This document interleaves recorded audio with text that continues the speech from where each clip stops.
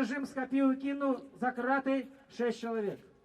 Нашего выдатного поэта Владимира Никляева, Леонида Кулакова, Максима Винярского, Вячеслава Силчика, Евгена Офнагеля, Ольгу Миколайчик.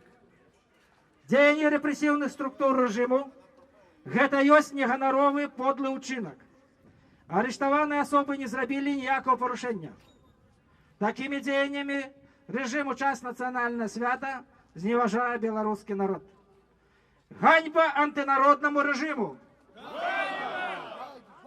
Затрыманыя людзі мусяць быць неадкладна выпушчаныя на волю. Беларусы гонору і годнасці осуждают репрессивные деяния нелегитимной улады.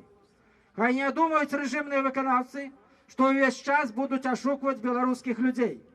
Перемены почнутся. Выпускайте арештованных.